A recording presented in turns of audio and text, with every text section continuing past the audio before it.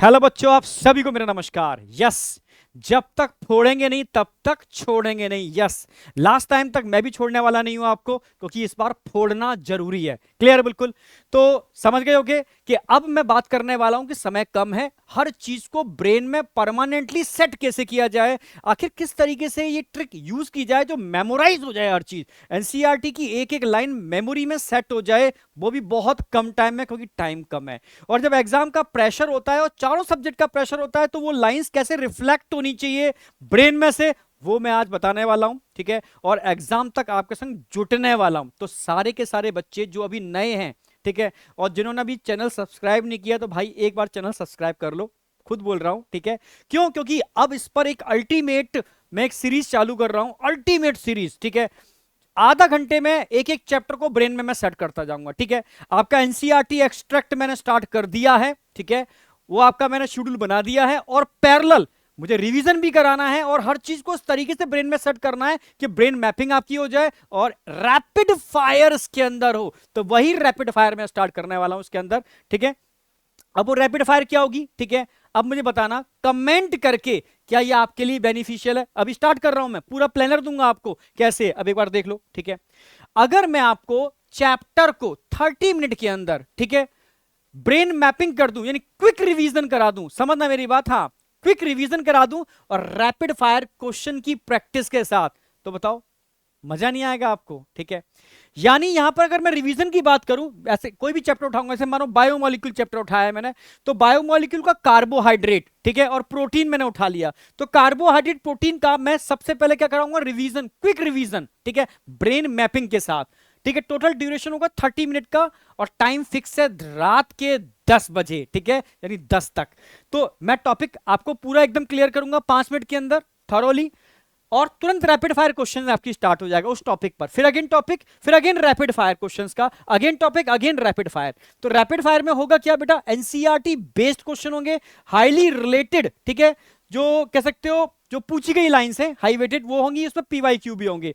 तो इस तरीके की चीजें नीट में पूछी जा सकती हैं, उनका रैपिड फायर करूंगा।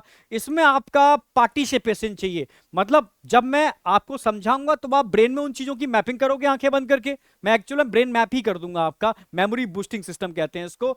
और जब मैं रैपिड फायर करूंगा तब आपको उसका रिस्पॉन्स देना है। ये 30 मिनट का सेशन रहेगा, और मुझे जो लगता है ना, जब आप प्रेशर में होते हो तो ये सेशन ब्रेन के अंदर वो सैनैप्स क्रिएट करता है, वो मेमोरी क्रिएट करता है, तो मतलब अल्टीमेट लेवल की जो एग्जाम हॉल में आपको बहुत हेल्प करने वाली है। तो इस टेक्निक को यूज करके मैं क्विक रिवीजन कराने वाला हूं। लगभग सेशन पर डे रहेगा, मान के चलो एक दिन जूलॉजी का रहेगा तो एक दिन बॉटनी का भी रहेगा। ठीक है?